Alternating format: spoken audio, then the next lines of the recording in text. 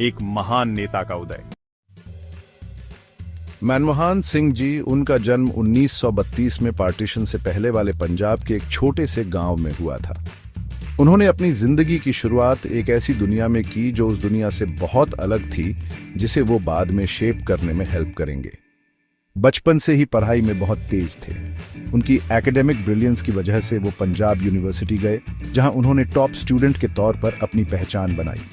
उसके बाद उन्होंने एक ऐसा रास्ता चुना जिसने ब्रिलियंट माइंड के तौर पर उनकी रेपुटेशन को और मजबूत कर दिया। सिंह जी की नॉलेज की चाहत उन्हें कैम्ब्रिज यूनिवर्सिटी के दरवाजे तक ले गई। वहां उन्होंने इकोनॉमिक्स की दुनिया में डीपली जानकारी हासिल की और फर्स्ट क्लास ऑनर्स डिग्री हासिल की। उनकी समझने की प्यास बूझी नहीं और वो ऑक्सफोर्ड यूनिवर्सिटी पहुंच गए। ऑक्सफोर्ड में उन्होंने अपनी एकेडमिक जर्नी जारी रखी और इकोनॉमिक्स में डी.फिल हासिल की। उनकी डिसर्टेशन, जो इंडिया की रेस्ट्रिक्टिव ट्रेड पॉलिसीज पर एक क्रिटिक थी, उसमें उनकी इकोनॉमिक फिलॉसफी की झलक साफ दिखाई देती थी, जिसे उन्होंने आगे जाकर चैंपियन किया। अपनी एकेडमिक क्रेडेंशियल्स हासिल करने के बाद सिंह जी वापस इंडिया लौट आए। भारत लौटने पर उन्हें ललित नारायण मिश्रा द्वारा विदेश व्यापार मंत्रालय में सलाहकार नियुक्त किया गया। आर्थिक सुधारों के शिल्पकार 1970 और 1980 के दशक में डॉ सिंह ने भारतीय अर्थव्यवस्था को आकार देने में महत्वपूर्ण भूमिका निभाई। वे मुख्य आर्थिक सलाहकार, वित्त मंत्रालय में सचिव, भारतीय रिजर्व बैंक के गवर्नर, योजना आयोग के उपाध्यक्ष और विश्वविद्यालय अनुदान आयोग के अध्यक्ष जैसे महत्वपूर्ण पदों पर रहे। 1991 में जब भारत गंभीर आर्थिक संकट से जूझ रहा था, तब प्रधानमंत्री पी.वी. नरसिम्हा राव ने उन्हें वित्त मंत्री नियुक्त किया।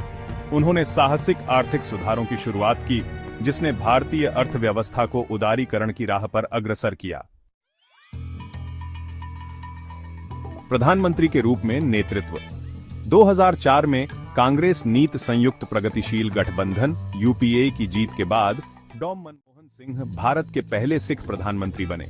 उनके कार्यकाल में राष्ट्रीय ग्रामीण स्वास्थ्य मिशन, विशिष्ट पहचान प्राधिकरण, ग्रामीण रोजगार गारंटी योजना और सूचना का अधिकार अधिनियम जैसी महत्वपूर्ण पहल की गई। उन्होंने 2008 में संयुक्त राज्य अमेरिका के साथ एक ऐतिहासिक असैन्य परमाणु समझौते पर हस्ताक्षर किए।